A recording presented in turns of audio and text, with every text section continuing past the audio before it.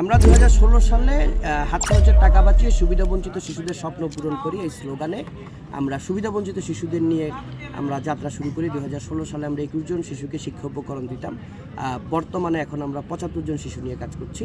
পাশাপাশি 2017 সাল থেকে শহীদদের স্মরণে আমরা এই আলপনা করার উদ্যোগটা নিই, এখন পর্যন্ত চলে যাচ্ছে।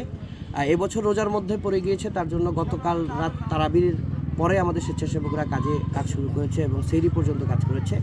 আজকেও প্রায় বিকেল থেকে কাজ শুরু হয়েছে। ইফতারের পর যারা রোজা রেখেছে তারা এসে যুক্ত হয়েছে এবং আমরা আশা করি পুষ্পমাল্য অর্পণের ঘণ্টাখানেক আগে আমরা কাজটা শেষ করতে পারি। এই আলপনা করার আনন্দটা মূলত তখনই ফুটে ওঠে যখন আমরা যে সময় দেখি রাতে যারা ফুল দিতে আসে তারা একে অপরের সাথে যখন গল্প করে। আমরা তো পুরো রাত থাকি, দেখি এখানে বলে যে এত সুন্দর আলপনা এটা কারা করলো। সবাই বলে যে আসলে শহীদ মিনারটার সৌন্দর্য বেড়ে গেল। আসলে আমরা এই আলপনা করে আসতেছি অনেক আগে থেকে, আমরা রাস্তায় করেছি, শহীদ মিনারেও অনবরত অনেক সময় ধরে করে আসছি, বিভিন্ন দিবসের মধ্যে করে আসছি। আমাদের আলাদা আলপনার প্রতি একটা আলাদা ভালোবাসা কাজ করে আমাদের। এসব আমরা চাই এই আমাদের ঢাকা চট্টগ্রামের এরিয়াগুলোতে যদি দেখি বিভিন্ন ওকেশনের মধ্যে তারা নিজের এলাকা, প্রধান সড়ক সব কিছুই তারা এরকম রং দিয়ে রাঙিয়ে নেয়, কিন্তু আমাদের রাঙামাটিতে ইনোভেটিভ কোনো কাজ হয় না।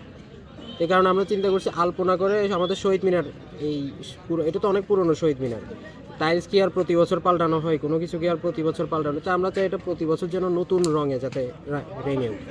এই কারণে তো স্বেচ্ছাসেবক হিসেবে কাজ করে অবশ্যই ভালো লাগতেছে, কারণ শহীদ মিনার যে 21 ফেব্রুয়ারি যেহেতু আমাদের একটা 6 মাস দেশের প্রতি একটা আমাদের টান আছে, তাই না? আর অ্যাজ এ আর্টিস্ট অনেকে ভাই এখানে আমাদের রঙের প্রতি একটা আলাদা টান আছে। যেমন আমি কিন্তু ভাই আর্ট করতে খুব পছন্দ করি এখানে। তো এই দিক দিয়ে যদি বলেন যে কোনো পারিশ্রমিক পাচ্ছি না, হ্যাঁ এটা মানতেছি, বাট কিন্তু ভাই মনের দিতে করে অনেক শান্তি পাচ্ছে, সেটাই।